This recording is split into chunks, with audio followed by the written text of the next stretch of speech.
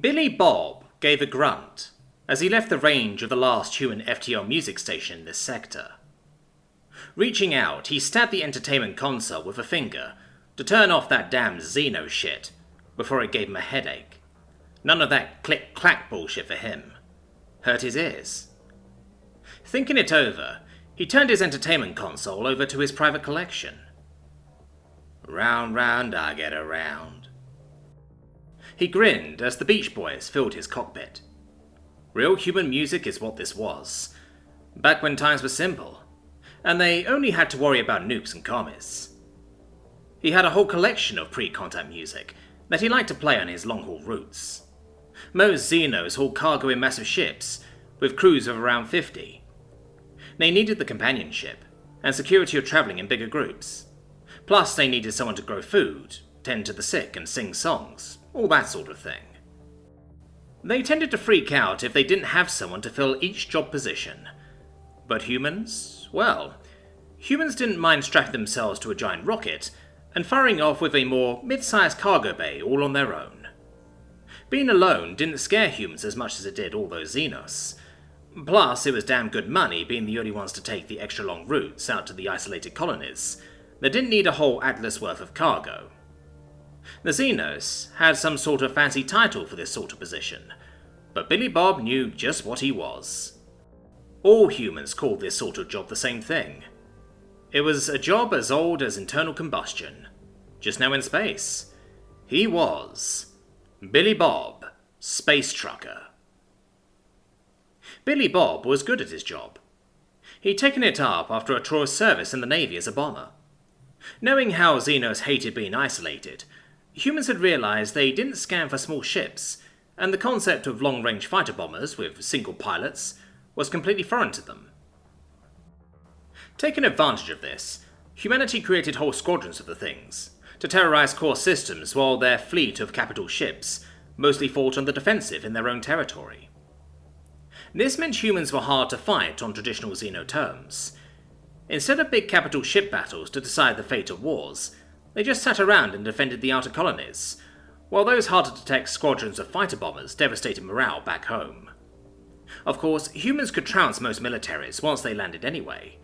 A nice side effect from evolving on a high-gravity death world meant most Xenos didn't stand a chance against them face-to-face. But that was mostly frowned upon by the Galactic Peace Corps. They wanted border conflicts to take place in space, and involve as little actual invasion as possible. And humanity was trying to join peacefully, rather than forcefully. Most people didn't want humans to be viewed as big mean bullies, but Billy Bob didn't mind being a bully now and then. Wars had died down since humanity had established their borders, and the Navy didn't need those fighter bombers as much as patrol craft, so Billy Bob had taken his severance pay with an honourable discharge, and brought himself a Longhorn. Made back home on terra fucking firma, then he signed up with a freight line and got to trucking. In space. His only companion was the long space lanes ahead, fellow truckers on the FTL prox band, and of course Mittens. Mittens was a Martian marauder, genetically engineered to handle pests on the first off-world colony. He was about as big as an old Earth bobcat. His fur was a dusty red with bluish stripes, but white paws, hence the name. He was scarred all over from his many battles on the streets of Mars as a youth, before a shelter had found him. Billy Bob had picked him up from the shelter because he liked the look of the cat, and he knew that an omnivore keeping a carnivore as a pet scared the shit out of most Xenos. Billy Bob liked dogs too, but they needed more space than he had in his Longhorn, and had yet to breed a dog that could learn to do its business in the space toilet, and flush after. Currently, he had a cargo bay full of standard agri-colony supplies, and free space days to get there. He knew they weren't space days, but he hated the stupid Xeno terms for this kind of shit. He wasn't some Diplo-core nerd, he was a space trucker. He just added space in front of traditional human terms, and that was good enough for him. Soon enough, though, his gut began to rumble, and he sighed. I could use a quick bite. How about you, Mittens? The cat was sleeping on the co-pilot chair, and yawned, but didn't contribute to the conversation. Ah, well, I'm gonna stretch my legs, you lazy fuzzball. His ship shuddered as he began to peel off on the main FTL lane, and spin down his engines as he moved out of the FTL lane. Soon he had pulled up to a refueling station, his longhorn dwarfed by the other massive cargo ships in Atlas. Paying the minor docking fee, he unfastened his harness and hauled his growing beer gut out of the pilot's chair. He ran a hand over his belly for a moment, as he noted he needed to exercise more regularly, now that he wasn't on a military diet. Shrugging it off, he walked back through the small cabin of his ship and stepped into the airlock. He ached for a smoke, but knew the rules against air toxins were strictly enforced. Pathetic Xenos couldn't handle a little tobacco smoke, but he shrugged it off and waited for the airlock to cycle. He was greeted with stale canned air that smelled of dirty Xenos, and FTL fuel as he began to walk along the gantry towards the station central. His boots, jeans, belt buckle, and plaid shirt were all entirely against the standard Xenos norms of clothing. Everyone preferred pressure suits or multi-function harnesses. Well, that wasn't his style. So he adjusted his hat with the human flag next to the good old stars and stripes in it, and walked on. Most stations like this had the same layout. They consisted of a central hub with arms for cargo haulers to dock at, and restaurants and other entertainment centres for lonely cargo crew to have some fun at. He had to watch his step in the lower gravity, unless he wanted to go jumping over everyone's head and freak everyone out, so he had to take a slow, long stride gait. Noting the places were sealed environments for various atmospheric needs, he found a diner that looked empty enough. He groaned at the sight of the chairs, though. They were all those ergonomic Xeno styles. He just wanted a place for his butt and a back to lean against, damn it. He looked over the options of furniture and approached the counter. Picking one that looked like a U, he tried to sit in it sideways first, but it was too wide to comfortably straddle. Then, when he tried to sit in it with the arms of the U against his, he found it too tight. While he tried this, the guy behind the counter, some sort of six-armed space frog, just waited and watched. "Do you have, like, a crate or something?" The creature looked confused. "A crate of what?" "Just like a crate." "Got some crates of cans in the back?" Billy Bob got up, walked past the space frog and into the kitchen, where some more surprised-looking space frogs were standing around. "Hey, wait! Just gonna be a minute." He found one of the shiny metal boxes and lifted it up, walking back out with it, as the space frog's eyes got even wider. Then, he set it down next to the counter and sat on it. "Do you know how heavy that thing is?" "High-gravity home planet." "Oh, no wonder you're so ugly." "You're not pretty yourself, fella." "I've got 6 wires, pal. I'm gorgeous." Billy Bob eyed the creature in front of him and figured there was just no counting for taste. "Well, fine. Do you have meat?"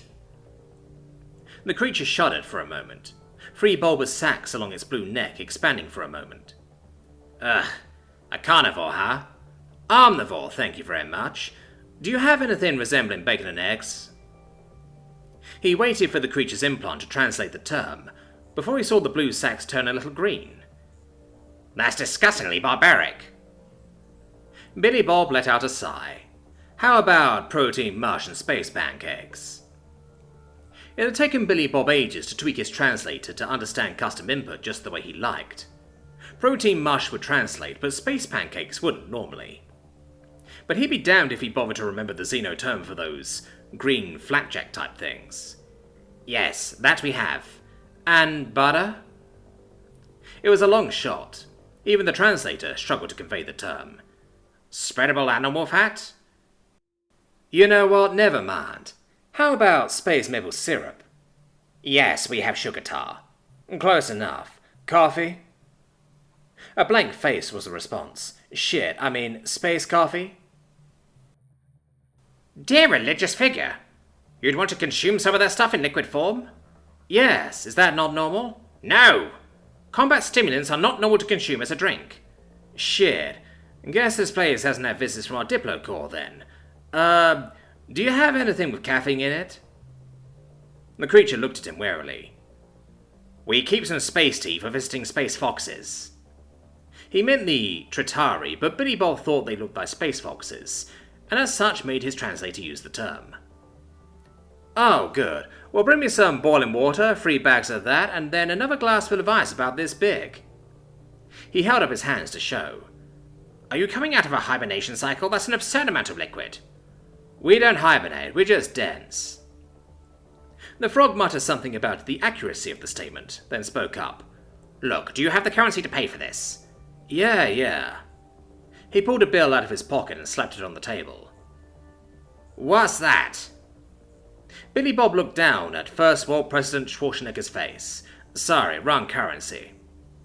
He tucked the bill back into a pocket, and instead pulled out a small black box. "Galactic trade queues work here, right?" "They work everywhere." "So I hear." The frog touched the box to let it connect with his implant, and after a soft beep from the machine, set about making Billy Bob his food. Once the frog carefully brought over a pot of boiling water, while using a thermal glove, Billy Bob quickly dumped the 3 bags of weak-ass space tea into it, and began to brew something close to green tea. Protein mush and space pancakes weren't all that bad. In reality, protein mush was very similar to scrambled eggs, just in need of a load of salt and pepper, which no one kept in large quantities. Soon enough, the frog came back with a plate of protein mush and space pancakes. Green flapjacks covered in that caramel-like sugar tar, which wasn't really a bad name, but he still preferred space maple syrup. He reached down to the holster on his belt, putting free a bottle of real Mexican pepper sauce, and poured some on the mush.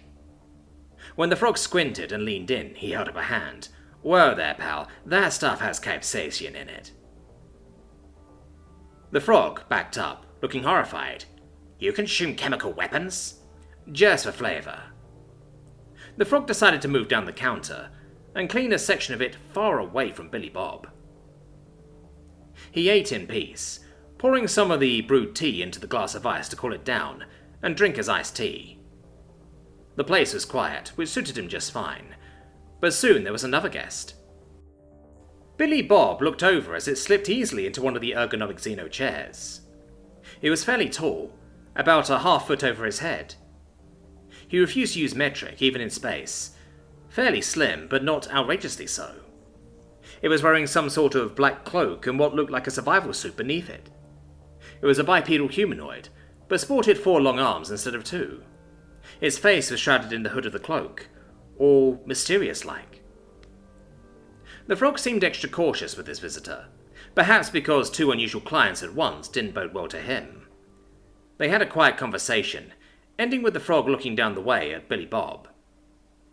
The figure waited for the frog to bring it a small glass of fruit drink, make that space fruit drink, and then rose from the seat, seeming to drift rather than walk towards Billy Bob. It took a seat next to him as he ate. "You come from a deaf world," the voice purred out, all light and airy. He liked her already. Of course, he couldn't be sure it was a female, but the voice and figure seemed feminine to him, so why not? "Sure do." "What classification?" "I'm told the galactic standards are Grade 5 water, oxygen standard, super heavy gravity, and Class 8 hostility." The figure leaned back at that. "Class 8 hostility and super heavy." "Yep." He took a bite of his eggs. Mush. "What rank are you on your ship?" That made him curious. "Captain." "No support crew with you?" "No support crew. I own, fly, and fix the ship on my own." That usually surprised most Xenos, and this one seemed a little surprised as well, since it was quiet. "You're a space trucker." "A what?" "I don't like the galactic term. That's what my people call it. I haul cargo around space for contracts." "On your own?" "I have a pet." "Oh?" "Yep." He figured she was wondering what it was, but he decided it was best not to scare her. "Are you taking on new cargo?" "In the middle of a contract? Full cargo hold, I'm afraid." "What about passengers?" "I've got a 2-person cabin, so no. I don't have the facilities to transport 20 or 30 of your kind." "I'm alone." That actually caught him by surprise. Almost all civilized space-faring species had been prey on their home planets. They needed company and familiar beings nearby, or they start to freak out. That was the very reason humans developed their fighter-bomber strategy. From what they'd seen, the concept of frontiersmen and wandering explorers and space truckers was foreign to them. Solitude terrified them, and then generally drove them insane. Looks like the diplomatic corps had missed a species. What gravity are you okay with? Galactic standard. Sleep cycles? Eating? 3 space hours asleep for every 6 space hours active. Light standard omnivore. Cat naps and snacks, eh? I don't know what that means. Never mind. Where do you need to go? And when? I need to reach Galactic Capital Planet before the end of the space month. That's a hell of a way to go. My species isn't even a member species yet. I'm not sure they'd let me go that far. I have diplomatic connections. Well, I don't know. It seems like more effort than it's worth. The figure looked ready to go on when he heard the frog gasp as some more figures entered the room. Billy Bob looked over and arched a brow. These he was going to call giant horrible space crab bugs. They had 6 lower legs, 2 upper arms, and 2 twitching mandibles along a pointed 4-eyed face with antennae. It was covered in some sort of jagged purple-black exoskeleton, and looked to be dripping space goo. Each had some sort of large, high-powered looking weapon in their claw-like upper arms, and a targeting computer over 2 of their eyes.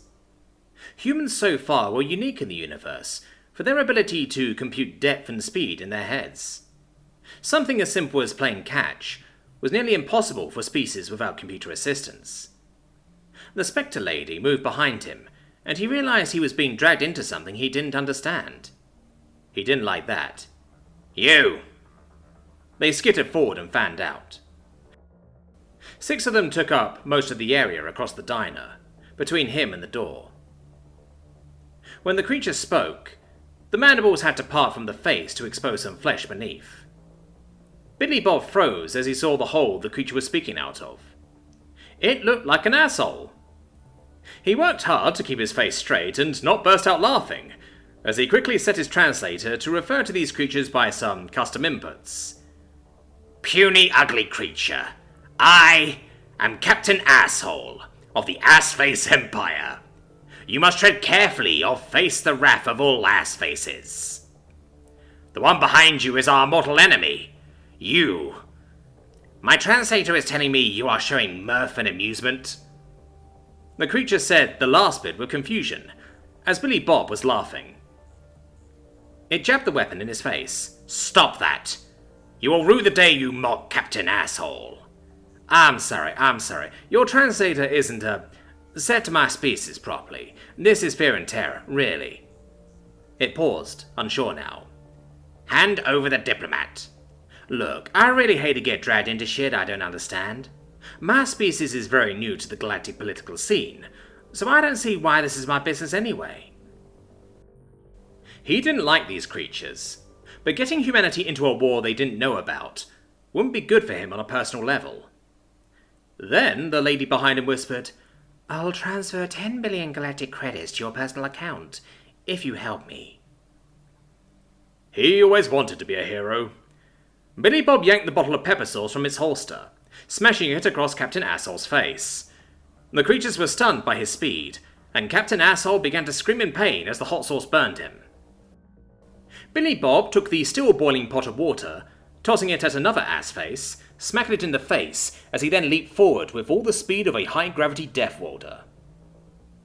Grappling one of the creatures past the other 2 screaming ass-faces, he ripped the weapon from its hand, pushing a bunch of buttons, before a swarm of little pink bolts slammed into another ass-face. Then he smashed the weapon into the torso of the ass-face he had disarmed, cracking and splintering the exoskeleton as more goo escaped. The last 2 had leveled their weapons, and then turned their injured comrade into a massive splatter of bits and pieces, but Billy Bob was already rolling away, rising up as he ripped a table from the ground and throwing it into the 5th ass-face. The 6th was swinging his weapon, waiting for the computer to give him a firing plot, but Billy Bob was too fast. Picking up one of those stupid xeno-ergonomic chairs, he leaped, swinging it overhand and down onto the ass-face's face. There was a crack and snap as it slumped to the ground. There were siren sounds in the station, as security had obviously detected the violence. "Cheese it, lady! I ain't going to space jail!" "What does that mean?" "Run for it! My ship is this way!" He began to take long hops, sailing over the heads of other startled and frightened creatures, running every which way. He turned to see how long he'd have to wait for her, but to his surprise the creature had spread her arms wide, the cloak flapping back, to reveal a set of feathery wings, with gossamer dragonfly-like webs between her long arms. She was literally flying. "Well, shit. This is going to be an interesting haul." So began another chapter in the adventures of Billy Bob, Space Trucker.